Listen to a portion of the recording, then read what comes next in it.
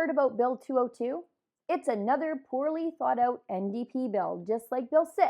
But this time, instead of attacking farmers and ranchers like Bill 6 did, Bill 202 attacks landlords. Bill 202 is officially named the Alberta Affordable Housing Review Committee Act. It's a mouthful, but it's a short law, just like Bill 6. It's only 3 pages, but it is as damaging as Bill 6 to private property rights.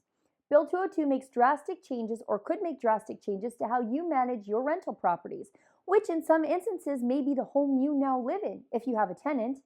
Officially, the law mandates a review by a committee of likely NDP loyalists to do a review on 5 sections of rental issues.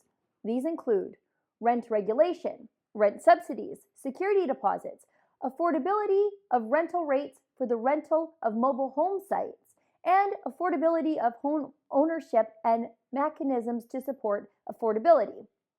So the NDP are going to have a committee to decide if your grandma and grandpa charge too much to rent out that extra house they've been using as a retirement investment vehicle.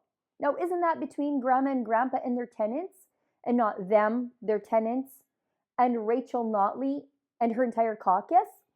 Now, Rachel Notley is going to decide how much security deposit you should charge to repair the damage to your own property. How could she know these things? How could any committee know what the replacement value is for your hardwood floor and whether or not you plan to replace it yourself if it needs to be done, or if you're going to hire your brother-in-law, or if you're going to hire someone else? And how can Rachel Notley say she wants to make home ownership more affordable when she just raised the mortgage fees 600% a couple weeks ago? This whole committee isn't about making anything more affordable. It's about undermining those among us who have done well for themselves in spite of the NDP to own 2 or more properties. How well some Albertans have done for themselves is simply offensive to the NDP. They think we're supposed to all have the same size house and have the same amount of money in our bank accounts, no matter how hard any of us work. That's how socialists determine what's fair, by making sure we all suffer equally. You pesky kulaks out there deciding what to do with the fruits of your own labor. The NDP just cannot have that, can they? And none of this affordability committee business is grounded in necessity or economic fact, for that matter. Look at this graph. Alberta is seeing net outward migration.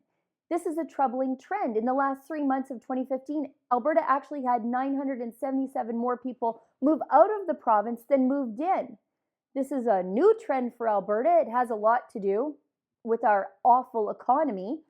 But this trend also means Albertans will have more housing available for rent.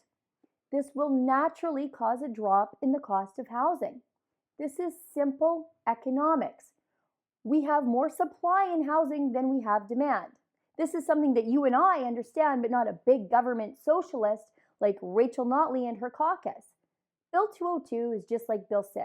Bill 202 is no more about affordable housing than Bill 6 was ever about farm safety. Both of these laws are about control. It's about the need to control private matters. This is in the NDP DNA. They don't believe in property rights. They believe everything should belong to the community.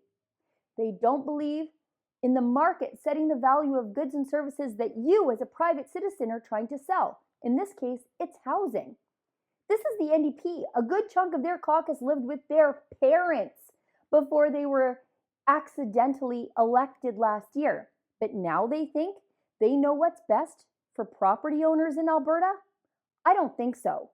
For the Rebel.media, I'm Sheila Gunn Reid.